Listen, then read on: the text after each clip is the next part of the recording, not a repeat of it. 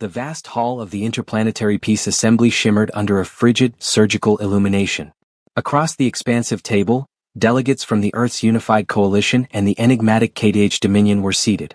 Their expressions were carefully sculpted masks of diplomatic neutrality, yet they failed to fully hide the deep-seated suspicion that had festered for centuries. Resting between the two delegations was the fate of two distinct species, one human, one vampiric, both caught within a delicate ceasefire that neither side truly trusted. From the high-up observation gallery, Ethan Hale watched the proceeding with hands tightly clasped behind his back. His role as Earth's leading expert in xenogenetics had secured him this unwanted prime seat for a historic moment. At 34, he had devoted his professional life to comprehending non-human biology, driven by the conviction that knowledge could bridge the gaps between worlds. Now, he witnessed that very knowledge being twisted into a perverse act that churned his stomach. Dr. Hale. General Consincade's voice sliced through the silence of his thoughts. The official transfer ceremony will commence in 10 minutes. Your presence is mandatory. Ethan pivoted, meeting the general's steely gaze with unconcealed disdain. So, we are truly proceeding with this barbarism? Handing over a sentient being as if she were merely a laboratory specimen? Consincade's face grew stern. That sentient being is a KTH female who has willingly offered herself to participate in our critical research program. The alternative is total war, Doctor. Their populace is on the brink of collapse. They are desperate. This arrangement serves the mutual benefit of all parties. Everyone except for her, Ethan muttered under his breath, yet he followed the general toward the designated ceremonial chamber. The Karath, or KTH, were a spacefaring race of vampires who had achieved interstellar travel long before humanity had even mastered the use of fire. Once the undisputed sovereigns of a dozen star systems, they now faced imminent extinction. Millennia ago, their forebears had engineered their own genetics to regulate population growth and consolidate authority among the noble classes. This specific modification had tragically devolved into a curse: total reproductive sterility. For ages, they had sustained themselves through synthesized blood and advanced cloning techniques, but genetic deterioration was rapidly escalating. Their numbers dwindled with every passing decade. The ceremony space was small, yet possessed a formidable presence. In its center, on a raised dais, Ambassador Varric of the KTH Dominion stood, flanked by guards whose pale sapphire skin seemed to emit a soft radiance under the overhead lights. Beside Varric stood a KTH female, her face partially obscured by a traditional veil, a symbol of high-status submission. As he approached, Ethan felt a painful clench in his chest. This felt less like science and more like a sacrifice. Dr. Ethan Hale, the human diplomat announced clearly, our foremost authority in interspecies genetics. He will supervise the compatibility trials with complete respect for KTH custom and dignity. Ambassador Varric offered a slight tilt of his head. We present Lyra Vera, of the House of the Seventh Moon. She has been certified as appropriate for your experimental procedures. The profound silence that followed was telling. In KTH society, a female confirmed to be infertile held absolutely no social currency. This was more than a mere political trade, it was an act of exile. Varric continued, his voice as frigid as splintered ice. She carries the genetic identifiers most likely to respond favorably to human biological catalysts. Her fertility quotient is 0, which validates her status as a suitable test subject, eliminating the risk of unforeseen complications. The veiled figure remained utterly still throughout this cold, clinical evaluation of her worth. Once the formal proceedings concluded, Ethan found himself alone with Lyra inside a transit shuttle en route to the secretive research facility. Protocol strictly forbade conversation until their arrival at the secure compound, but the silence between them was oppressively heavy, surpassing the force of gravity.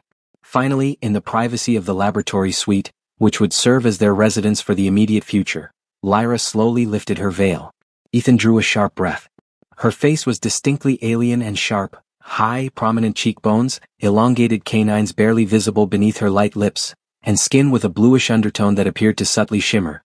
Yet, her eyes were extraordinarily expressive, deep pools of violet that burned with keen intelligence and barely constrained fury. Dr. Hale, she stated, her voice unexpectedly melodic despite its cool, detached quality. I have my directives to adhere to your experimental protocols. Let us forego the pleasantries.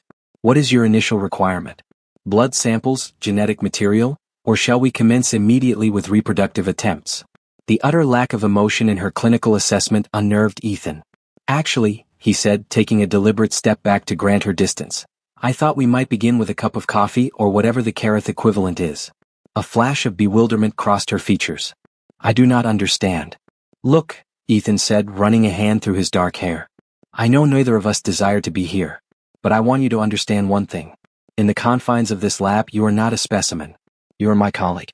Whatever the people outside are anticipating, in here we work together or we don't work at all. Her expression did not waver, but something subtle in her posture seemed to relax. An interesting strategy, Dr. Hale. I was led to believe that humans regarded the Karath as nothing more than parasites at best, and research fodder at worst. Then you were wrongly informed, Ethan countered, moving to the food synthesizer. And please call me Ethan. Dr. Hale makes me feel like my elderly father. He programmed the device to synthesize the Karath equivalent of tea, a dark crimson liquid that carried a faint scent of copper and cinnamon. As he handed her the cup, their fingers brushed momentarily, and she visibly recoiled from the contact. Thank you, Ethan, she said stiffly. It was a small, negligible instance set against the monumental backdrop of interspecies politics. Yet, as Lyra took her first sip, observing him over the cup's rim with weary eyes, a subtle change occurred in the atmosphere between them, a variable that neither the Kadish Dominion nor the human coalition had accounted for in their meticulous planning. The initial weeks unfolded in a pattern of intense, structured cooperation. Each morning started with medical scans and blood work, followed by lengthy hours of detailed genetic analysis.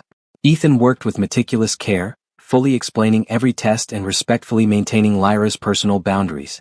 Lyra, for her part, remained aloof but exceptionally observant, studying him with the same intensity he applied to her biology.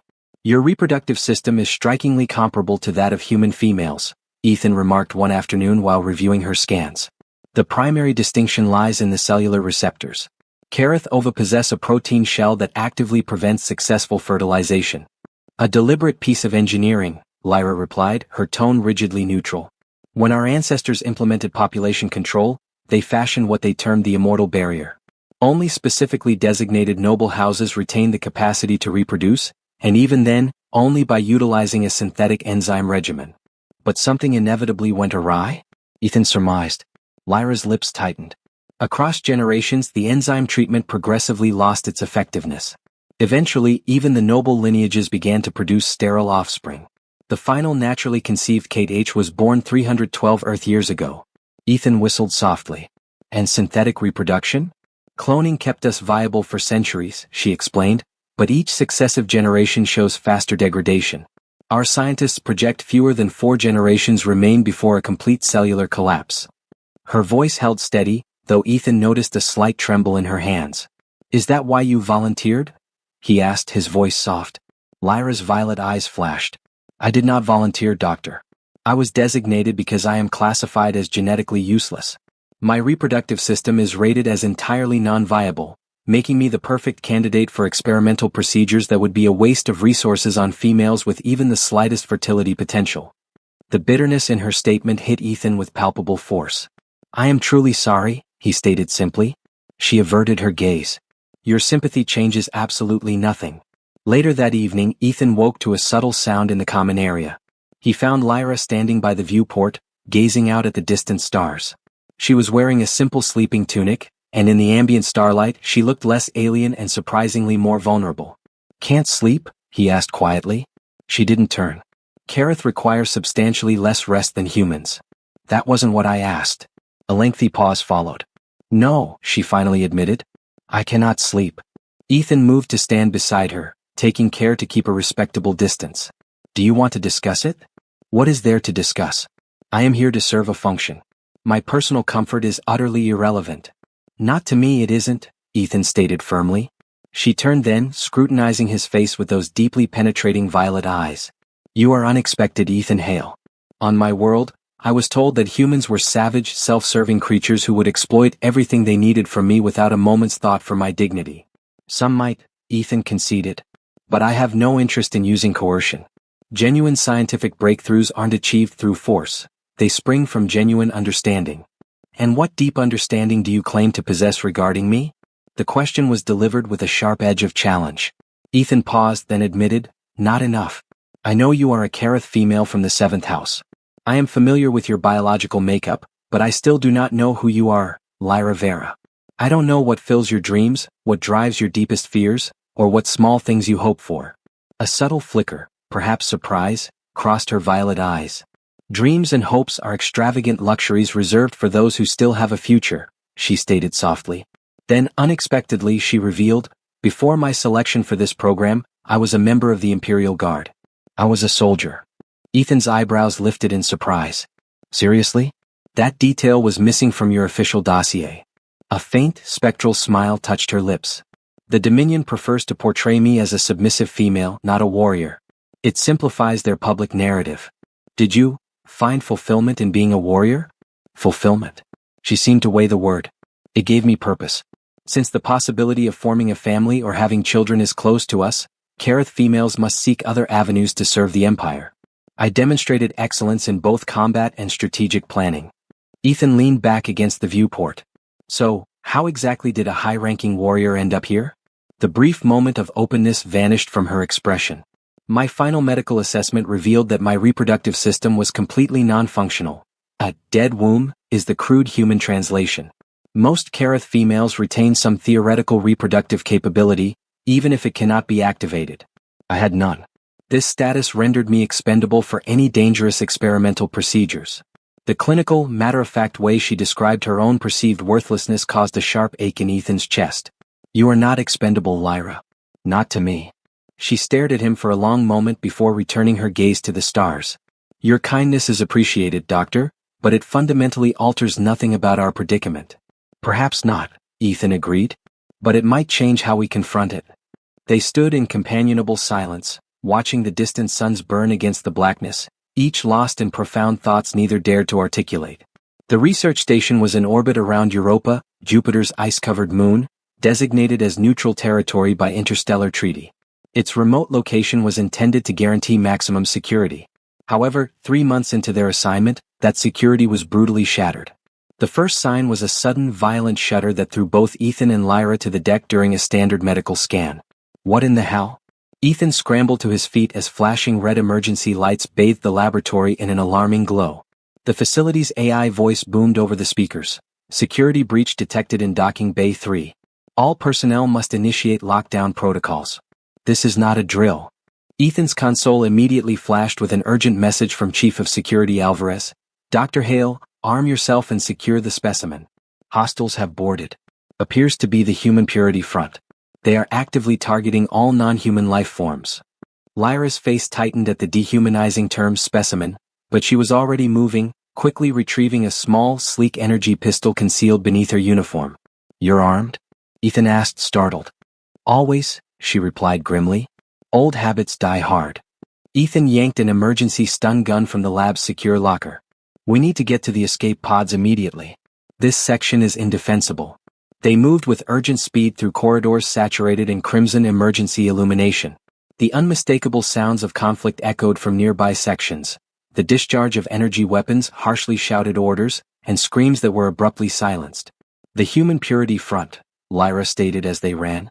The extremists who believe all alien species must be exterminated. Fanatics, Ethan confirmed darkly. They are convinced that any cooperation with non-human life leads to genetic contamination. They rounded a corner and halted abruptly. 3 figures in black tactical gear blocked the route to the escape pods. Their uniforms bore the Purity Front's stark symbol, a closed fist crushing a strand of DNA. There, one attacker yelled. The vampire and her collaborator. Weapons were raised, but Lyra was lethally fast. She fired her pistol twice in rapid succession, dropping 2 assailants before they could even lock their aim. The third managed to get off a shot that whizzed past Ethan's ear, searing the wall behind him. Ethan's stun gun was hopelessly inadequate against their advanced body armor, but he fired anyway, forcing the remaining attacker to momentarily duck for cover. This bought them the precious seconds they needed to retreat into a side passage. The primary route is sealed off, Ethan gasped. We require another path to the pods. Maintenance tunnels, Lyra suggested, her military training evident in her unervingly calm assessment. All deep space installations have them. They located an access panel and squeezed into the cramped service passageway beyond. The faint blue emergency lighting barely cut through the darkness as they crawled through the tight space. Why take this risk for me? Lyra asked unexpectedly. You could have easily surrendered me and claimed you were my captor, not my collaborator. Ethan shot her an incredulous look. Is that truly your assessment of me after 3 months? I believe the instinct for survival transcends species boundaries, she responded evenly. Well, my personal survival instinct includes a firm refusal to abandon people I care about to murderous fanatics, he retorted. She fell silent at his declaration, but in the dim light, Ethan perceived a subtle softening in her expression.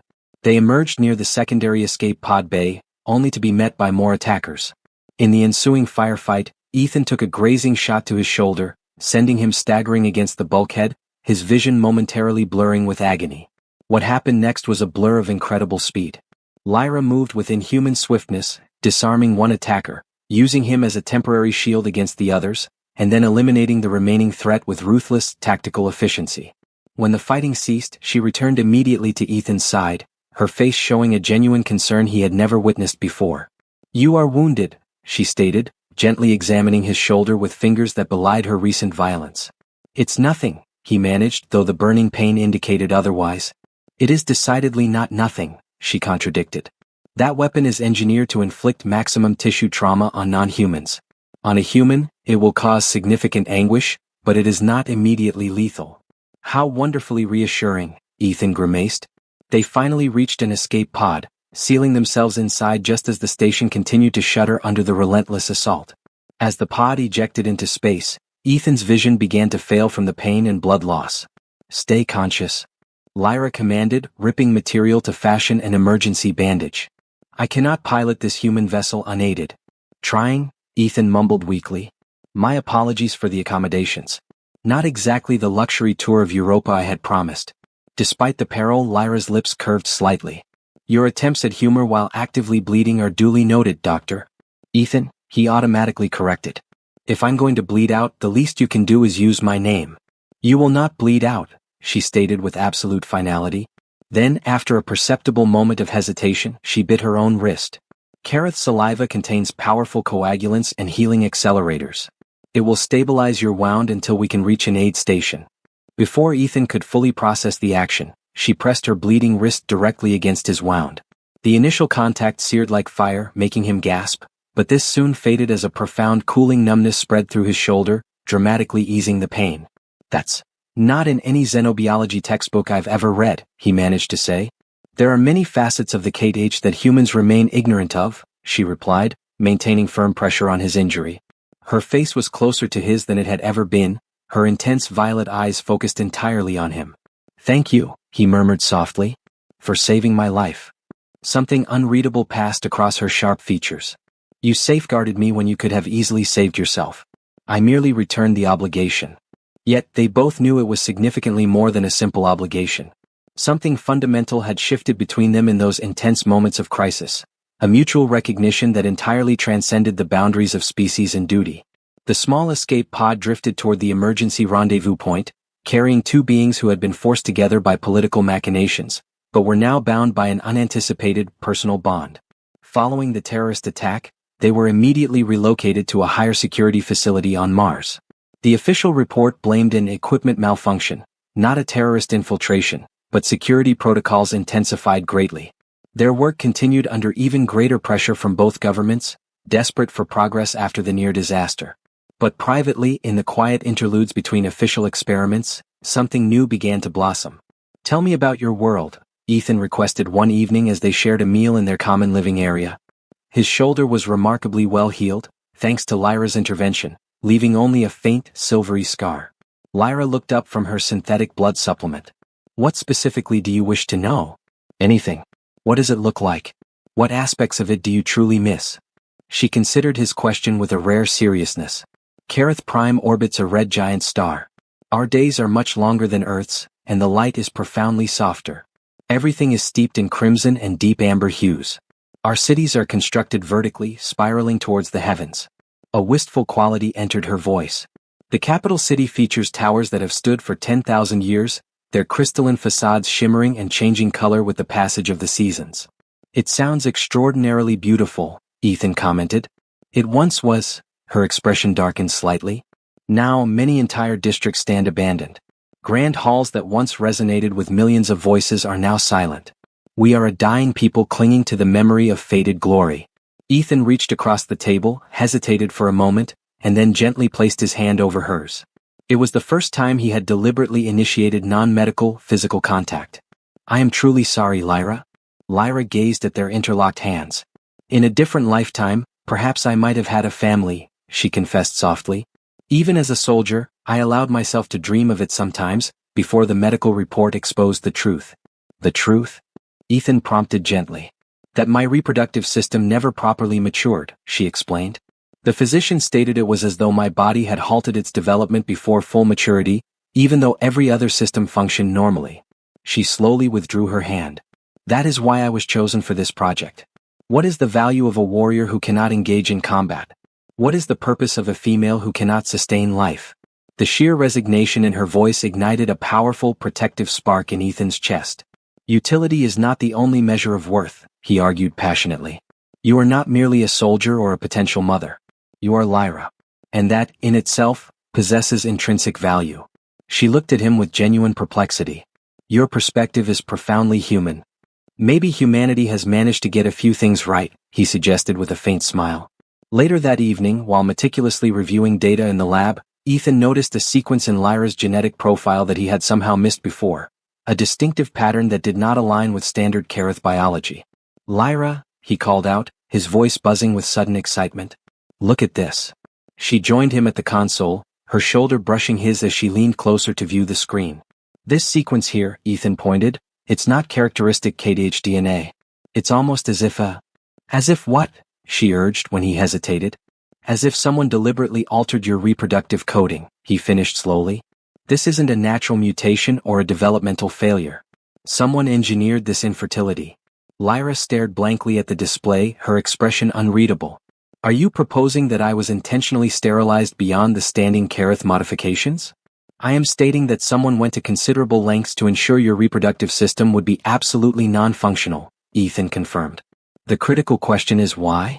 The implications of this revelation hung heavy and unsettling between them. If Lyra had been specifically targeted for additional sterilization, it meant someone desired absolute certainty she could never bear offspring. Over the subsequent weeks, they plunged deeper into this enigma, working together with growing synchronicity. Their official experiments, blood compatibility hormone treatments, genetic recombination attempts, were meticulously documented and reported to their respective governments. But their secret research was focused solely on deciphering the unique alterations in Lyra's DNA. These markers, Ethan observed one night, highlighting his findings, they bear a striking resemblance to ancient KDH royal bloodlines. Could you possibly possess noble ancestry? Lyra frowned sharply. Impossible. My lineage is exhaustively recorded. I am from a common house, though one respected for military service. Records can be fabricated, Ethan suggested. What if you carry genes someone was desperate to suppress? The possibility that Lyra was far more significant than she had been led to believe added an exhilarating layer to their already complex relationship. As they worked shoulder to shoulder, the formal professional boundaries began to blur. Their hands would occasionally touch as they reached for the same tool. Their eyes would meet over successful test readings. These small moments of intense connection accumulated like stellar bodies forming a galaxy.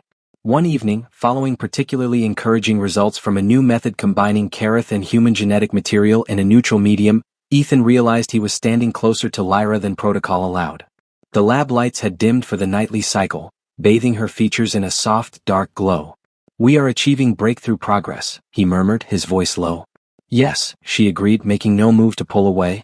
Their secret research had shown that the clinical detachment and use of force favored by official protocols created biological resistance. Yet, when the genetic material was willingly combined with an emotional connection, the cellular barriers began to react differently.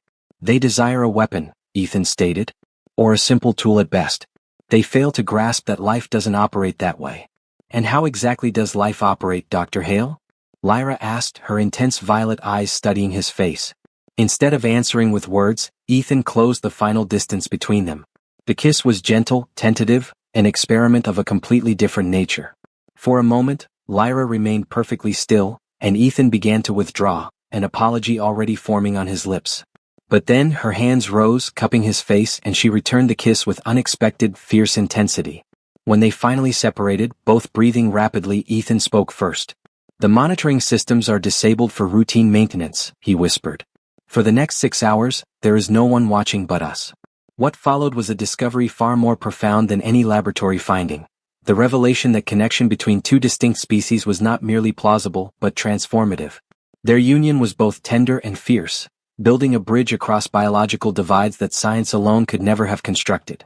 Afterward, resting in the soft light of his quarters, Lyra traced the silvery scar on Ethan's shoulder. "This should be impossible," she whispered. "Kareth and humans are not biologically compatible." "Perhaps compatibility isn't solely about biology," Ethan suggested, pulling her closer. "Maybe it's about choice, about genuinely wanting to connect instead of being forced to."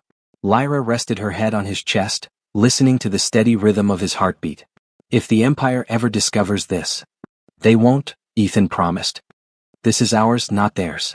But secrets within high-security research facilities rarely remain secret for long, and the universe was about to unleash a surprise neither human science nor Kareth tradition had remotely prepared them for. 6 weeks later, the impossible occurred. Ethan stared at the medical scanner, running the test for the third time to unequivocally confirm what the results clearly indicated. Beside him, Lyra sat perfectly immobile, her face a mask of profound shock. "This cannot be correct," she whispered. But the evidence was undeniable. Despite millennia of Kareth infertility, despite Lyra's supposedly dead womb, despite every scientific prediction to the contrary, she was pregnant. "How?" she asked, her voice barely a breath. "I was certified zero fertile. My reproductive system was deemed permanently non-functional." Ethan reviewed the data once more, his mind furiously racing to comprehend the miracle on the screen. "Remember those anomalous genetic markers we identified? I believe someone wanted to ensure you specifically couldn't reproduce." "Which means I always had the potential," Lyra finished, her hand moving automatically to cover her lower abdomen. "But why? Why target me so specifically?" Before they could delve deeper, the lab door slid open. Dr. Eleanor Way, the human medical supervisor, entered with her daily checklist. Her eyes immediately fixed on the active scanner display. "What is this?" she asked, moving closer to inspect the readings. Her eyes widened, transitioning rapidly from confusion to shock to clinical, burning excitement. "My God," she breathed. "It worked. The program actually worked." She instantly reached for her communicator. "I must alert the Oversight Committee immediately." "Wait," Ethan said desperately. "We don't have enough data yet. We need more time to comprehend what is happening." But Dr. Way was already connecting to command. "General Consincate." Dr. Way reporting. "Sir, I have extraordinary news. Subject Lyra Vera is showing confirmed positive pregnancy indicators." "Yes, sir." "Verified on multiple scans. The program has succeeded." Everything moved at a dizzying pace after that. Within hours, the research facility was swarming with high-ranking officials from both species. Lyra was swiftly separated from Ethan, rushed to a specialized medical unit for exhaustive evaluation. Ethan, meanwhile, was isolated and rigorously interrogated about his methodologies. "This is a truly remarkable accomplishment, Dr. Hale," General Consincate stated during one such session. "The first recorded cross-species conception in history. You will be cemented in the scientific annals." "Where is Lyra?" Ethan demanded, completely ignoring the praise. "I need to see her." "Ambassador Varick and his team are conducting their own crucial assessments," Consincate replied dismissively. "The Kareth have a vital stake in understanding how you managed to achieve what their scientists could not for millennia." "We achieved it together," Ethan corrected sharply. "And this isn't about mere scientific achievement. It is about a woman and her child." Consincate's expression hardened into a severe mask. "Let us be absolutely clear, Doctor. This pregnancy represents a potential resolution to an interspecies crisis that has threatened war for decades. It is fundamentally about politics, security, and the future of two civilizations. Your personal emotional attachment to the subject, while noted, is irrelevant." "Her name is Lyra," Ethan spat through clenched teeth. "And she is not a subject." 5 agonizing days passed before Ethan was finally allowed to visit Lyra. When they escorted him to her medical suite, he barely recognized the room. It had been transformed into a hybrid lab and hospital, with complex monitoring equipment surrounding the bed where Lyra sat, pale and visibly drained. "Ethan," she said when she saw him, palpable relief flooding her voice. He rushed to her side, immediately taking her hand despite the disapproving stares from the Kareth medical team. "Are you all right? Have they hurt you?" "I am intact," she replied cautiously, glancing at the observers. "They have been performing tests, many tests." Ethan noted distinct bruising on her arms where samples had been repeatedly taken. Anger flared fiercely in his chest. "This stops now," he announced loudly, turning to face the assembled officials. You will cease treating her like a lab specimen. Ambassador Varick stepped forward, his tall figure commanding the crowded space. Dr. Hale, you must grasp the immense significance of this event. This child holds the future of our species. This child, Ethan countered, his voice firm, is Lyra's child and mine, not the property of either government. Varick's expression remained glacial, but his voice was dangerously cool. Incorrect. Under the terms of the treaty, any viable offspring resulting from the compatibility program belongs equally to both signatory parties for comprehensive scientific study. You cannot own a person. Ethan argued vehemently. A hybrid is not legally classified as a person under current statutes, General Consincate interjected. Its official status is a matter to be resolved by the Joint Committee. It's my child, Lyra spoke up for the first time, her voice soft but carrying an undeniable force that instantly silenced the room. You speak of my child as if it were merely an object. The embryo is approximately 7 weeks developed, one of the KDH doctors stated clinically. Preliminary scans indicate a unique fusion of human and Kareth cellular structures in novel configurations. Full genetic sequencing is now underway to determine viability and potential applications. Applications? Ethan repeated incredulously. You are talking about a baby, not a technology. A baby with potentially revolutionary genetic properties, Consincate countered smoothly. Properties that could instantly resolve the Kareth fertility crisis, or perhaps create advanced human-Kareth hybrids combining the respective strengths of both species. The implications hung in the air like a toxic chemical cloud. This child, their child, was already being viewed as a template, a prototype to be replicated and brutally exploited. Later, during a brief, monitored moment of privacy, Lyra revealed the full extent of what she had learned. The KTH physicians believe my pregnancy resulted from a highly specific combination of factors that they cannot easily reproduce, she whispered. My unique genetic anomalies combined with emotional factors they don't fully comprehend. Love, Ethan supplied simply. They don't understand that force is ineffective. Connection is what works. They plan to study the child exhaustively after birth, Lyra continued, her hand instinctively protecting her still flat abdomen. And they hope to use genetic material from both of us to attempt creating more hybrids in laboratory conditions. Ethan's jaw tightened in cold fury. And if that fails, Lyra finished, her voice breaking slightly, they will extract reproductive cells from our child once it reaches maturity, creating a new breeding line controlled by both governments. The sheer horror of this impending future settled over them.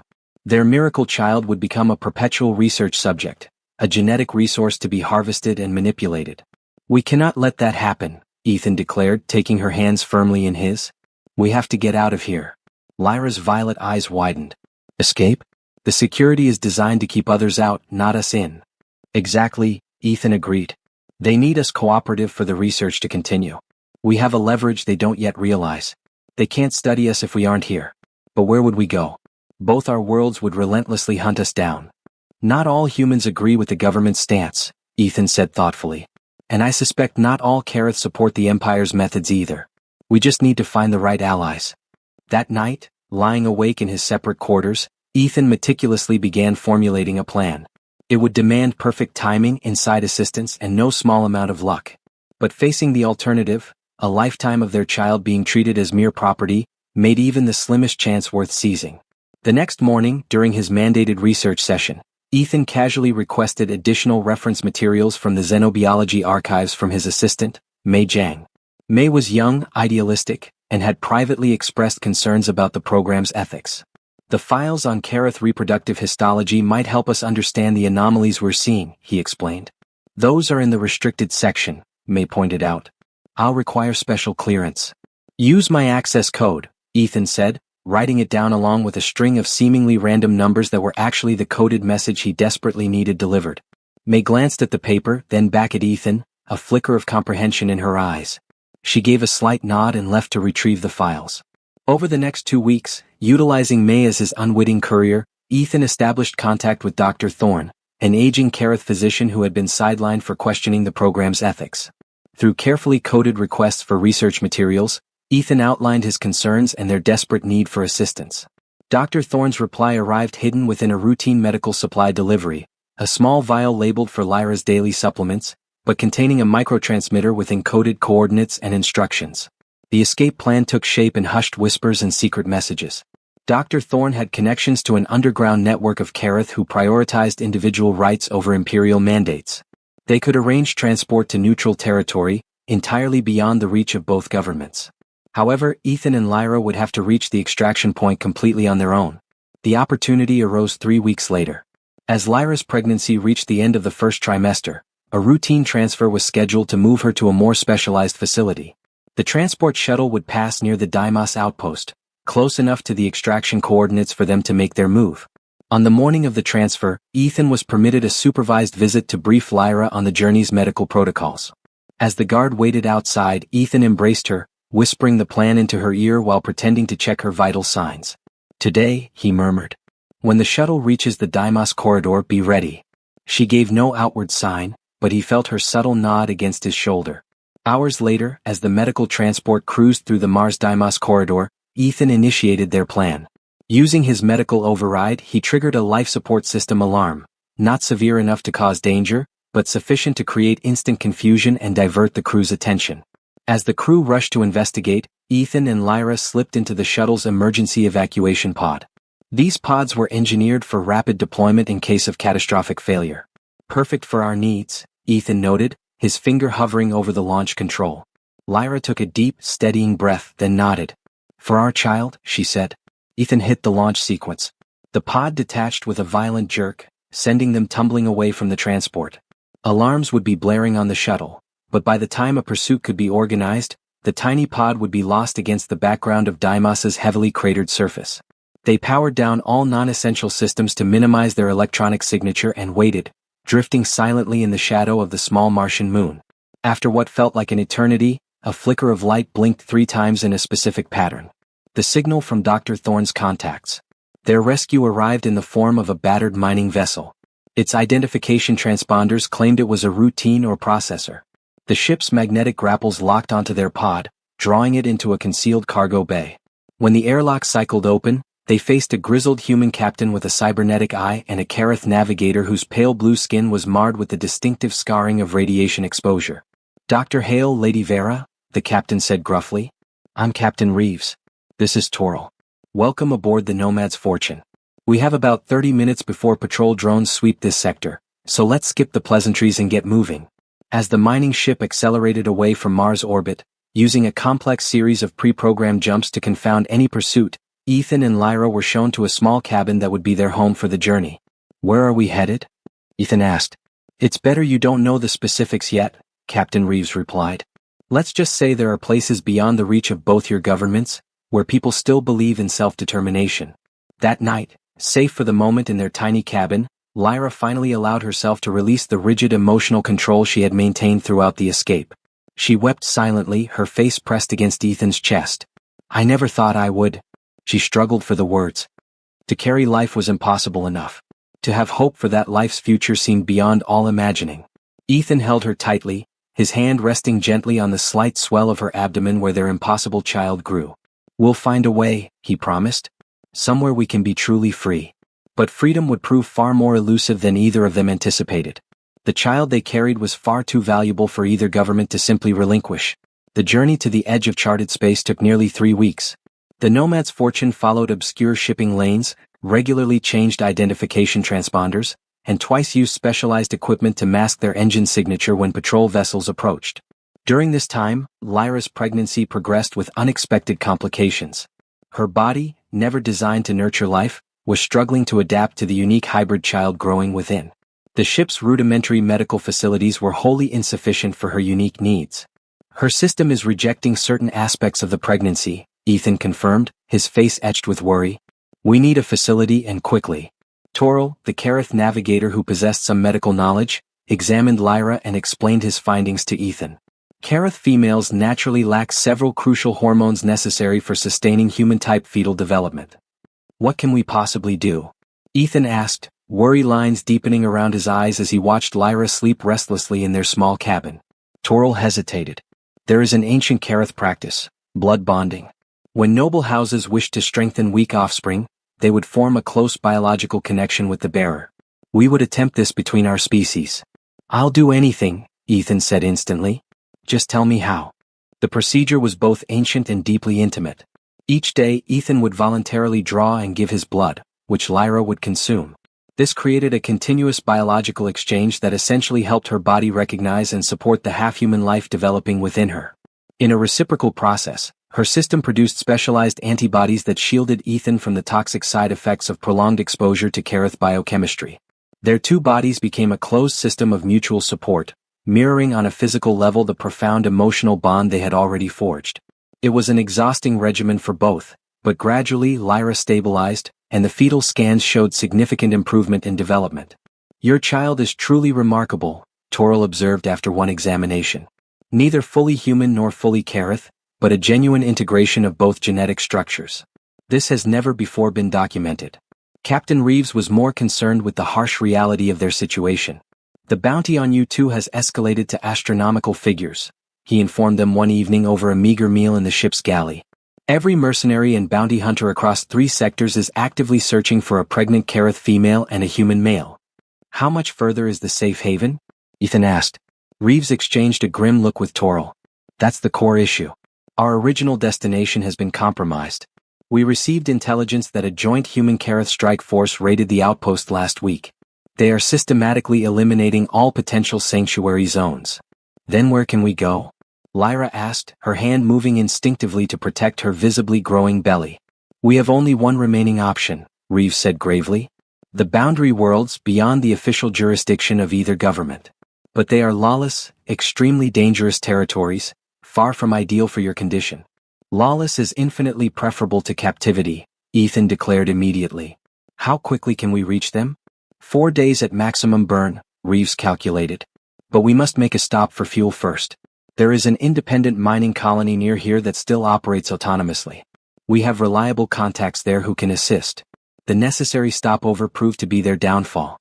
As the Nomad's fortune docked at the asteroid colony's commercial port, they were completely unaware that concealed facial recognition scanners had already identified them and transmitted critical alerts to waiting agents. They were midway through the refueling process when the trap brutally sprung closed. Armed troops, a startling mix of human and Kareth forces in an unprecedented joint operation, swiftly surrounded the ship. Captain Reeves barely managed to trigger the emergency protocols, sealing Ethan and Lyra into a hidden compartment beneath the cargo hold before the boarding parties breached the main airlock. "Be absolutely silent," Reeves had warned them before locking the compartment. "This section is shielded against standard scans. If they don't locate you immediately, they might assume you departed the ship earlier." For 6 terrifying hours, they huddled in complete darkness. They heard heavy boots tramping directly overhead and the persistent humming of scanning devices pressed against the bulkheads. They heard Captain Reeves's muffled, angry protests and Toril's insistent claim that their passengers had disembarked at a previous stop. Then a sharp silence, followed by the distinctive metallic sound of restraints being applied and prisoners being marched away. "They're gone," Ethan eventually whispered, activating the dim emergency light inside their hiding place. "But they've taken the captain and Toril." Lyra looked pale in the weak illumination, her pregnancy now clearly visible beneath her ship suit. "They sacrificed themselves for us," she said softly, the weight of the realization heavy in her voice. "We will find a way to help them once we are safe," Ethan promised, though both knew the prospect was highly unlikely. Using the emergency protocols Reeves had taught them, they waited until the station's maintenance cycle began and security shifts rotated. Then they quietly slipped out of the ship through a rarely used service hatch, emerging into a narrow mechanical access tunnel running beneath the colony's main concourse. "We need to find a way to transport off this station," Ethan murmured as they navigated the dimly lit passages. "Preferably something small and fast." "The registry office would contain ship listings," Lyra suggested, her military training instantly kicking in, "but it will be heavily monitored." They moved cautiously through the colony's underbelly, expertly evading security checkpoints and surveillance nodes. Years of military training had made Lyra an adept hand at evasion tactics, while Ethan's knowledge of standard security protocols helped them map out safe routes. At a public data terminal in a low-traffic maintenance sector, Ethan accessed the colony's ship registry. He pointed to a specific listing, a scout vessel registered to an independent surveyor, noted for its minimal crew requirement and long-range capabilities. "How do we acquire it?" Lyra asked practically. Ethan grimaced. "We steal it." The scout ship was conveniently docked in a secondary bay used primarily for private vessels. Security was lighter here, focused more on preventing the theft of valuable cargo than the ships themselves. Using access codes gleaned from the public terminal, they managed to enter the docking bay entirely undetected. The scout vessel, sleek, utilitarian and clearly well-maintained, sat in berth 7. Its external nameplate identified it as the Pathfinder. "Can you fly this?" Ethan asked as they approached the ship's entry hatch. Lyra nodded. Kareth military training includes piloting various vessel types. The principles are universal. Bypassing the security lock took precious minutes, each second amplifying the risk of discovery. Finally, the hatch slid open with a hydraulic hiss and they slipped inside. The ship's systems activated under Lyra's experienced touch. Within moments, they had disengaged docking clamps and requested departure clearance using the owner's identification codes. "Pathfinder, you are cleared for departure from Bay 7, came the automated response. "Please confirm destination for traffic control purposes." "Jupiter Mining Consortium," Lyra replied smoothly. "Routine survey mission acknowledged, Pathfinder. Safe travels." As they accelerated away from the asteroid base, Ethan allowed himself a brief moment of hope. Perhaps they had escaped undetected after all. Perhaps they could truly reach the boundary worlds and find sanctuary. That hope was brutally extinguished 30 minutes later when the ship's proximity alarm blared. 3 military vessels, 2 human, 1 Kareth, had appeared on long-range scanners, moving swiftly to intercept their position. They must have been waiting in the outer asteroid belt, Ethan realized. "We flew right into their net." Lyra's hands moved swiftly over the controls, pushing the scout ship to its maximum acceleration. "This vessel is fast but minimally armed," she assessed. "We might outrun them but not indefinitely." For the next 12 hours, they engaged in a desperate cat-and-mouse chase through the asteroid belt, utilizing the dense field of space rocks for cover and executing a complex series of maneuvers to shake the pursuit. Lyra's piloting skills proved exceptional, but the relentless strain of sustained high-G maneuvers took a massive toll on her pregnant body. "I can't maintain this," she finally admitted, her face gray with exhaustion. "The baby? I feel something is wrong." Ethan took over the controls, his piloting less skilled, but sufficient to maintain their heading while he ran an immediate medical scan. The results confirmed his deepest fears. The stress was causing premature contractions. At barely 6 months gestation, the baby would not survive an early birth. "We must find somewhere to land," he decided urgently. "Somewhere to hide until you stabilize." The ship's charts indicated a small research outpost on one of the outer asteroids, abandoned years ago according to the registry, but potentially with functional life support systems still intact. As they approached the asteroid, their pursuers closed the distance. Energy weapons fire splashed violently against their aft shields, depleting power reserves at an alarming rate. "We won't make it," Lyra said grimly, watching the tactical display. "Yes, we will," Ethan countered, executing a final desperate maneuver. He diverted all remaining shield power to the engines and aimed the Pathfinder directly for a narrow fissure in the asteroid surface, a natural hangar barely wide enough for their ship. The scout ship scraped through the opening with a violent screech of tearing metal, losing communication arrays and sensor equipment in the process, but the main hull remained intact. They crashed more than landed in the ancient hangar bay, the ship's systems failing around them as emergency protocols engaged. In the sudden silence after the impact, Ethan turned to Lyra. "Are you all right?" She nodded weakly, her hands protectively cradling her abdomen. "For now. But they will follow us in." "Not immediately," Ethan said, checking the external cameras that still functioned. "That entry is far too narrow for their military vessels. They'll be forced to send in ground teams." They gathered what few supplies they could carry and evacuated the damaged ship, making their way deeper into the abandoned research facility. Emergency lighting flickered to life as they moved through the corridors, responding to motion after years of dormancy. "This place," Lyra observed, looking around at the dusty but intact laboratory equipment. "It's a biotech facility." Ethan examined the faded insignia on one wall. United Science Cooperative, pre-war era. They were researching terraforming technologies before the funding dried up. The facility's central laboratory offered both shelter and potential resources. Ancient but functional medical equipment lined the walls, and sealed supply cabinets promised materials that might help stabilize Lyra's condition. As Ethan worked feverishly to set up a makeshift medical station, Lyra monitored the facility's perimeter sensors. "They've landed," she reported grimly. 3 shuttles. Approximately 20 personnel are entering the complex. Ethan looked up from the medical scanner he'd activated. "How long until they reach us?" 20 minutes, perhaps less. They both knew there would be no further running. Lyra's condition was rapidly deteriorating, and the hybrid child in her womb was showing signs of distress that demanded immediate intervention. Even if she had been well enough to flee, they had nowhere left to go. "I need to stabilize the baby," Ethan said, preparing a treatment protocol using the ancient but serviceable equipment. Lyra took his hand, squeezing it firmly. "Whatever happens after this, Ethan, I do not regret any of this. We have already achieved what both our worlds believed impossible." As he administered the treatment that would hopefully stabilize their child, they could hear the distinct sounds of the search teams moving through the facility, systematic, thorough, and utterly inexorable. "I have an idea," Ethan said suddenly, looking around at the laboratory equipment. These old terraforming labs operated with broadcast biological catalysts, compounds designed to trigger widespread genetic response. "If I can adapt the delivery system?" He worked feverishly, combining his extensive knowledge of xenogenetics with the available archaic technology. Lyra helped where she could, but mostly focused on monitoring both her own condition and the speed of the approaching search teams. "What exactly are you synthesizing?" she asked as he combined their own biological materials into a compound. "Evidence," Ethan replied grimly. "Proof that what happened between us can't be replicated through force or clinical procedures. That life can't be manufactured or controlled the way they desire." The first search team reached the laboratory level just as Ethan finished his preparations. They could hear commands being issued, doors being checked systematically. "They're here," Lyra whispered. Her contractions had stabilized, but she remained dangerously weak, in no condition to fight or flee. Ethan moved to her side, taking her hand. "Whatever happens next, remember this.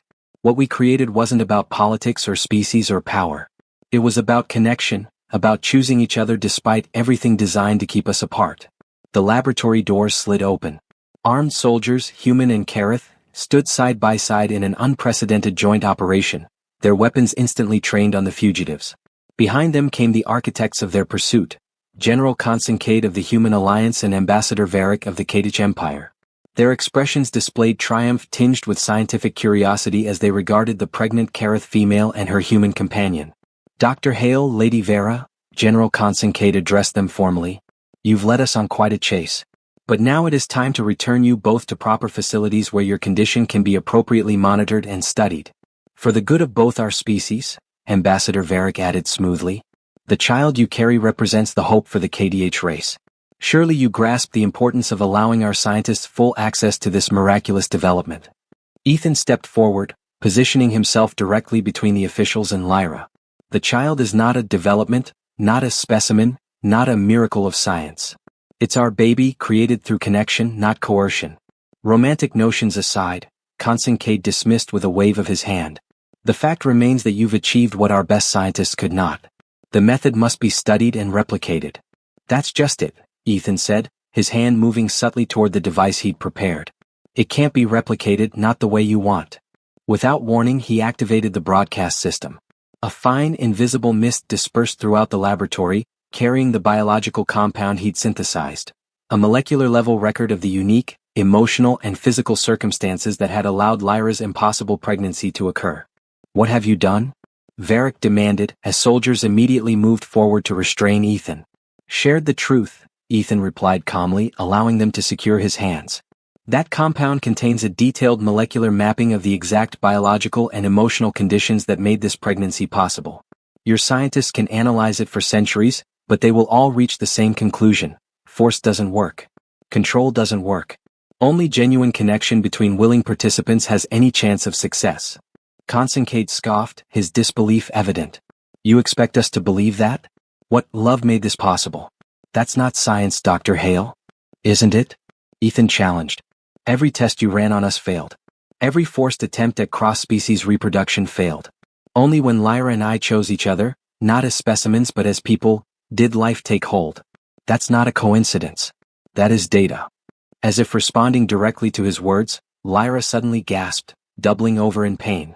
"Ethan," she cried, panic in her voice. "The baby? Something's happening." The soldiers restraining Ethan hesitated, looking to their commanders for instructions.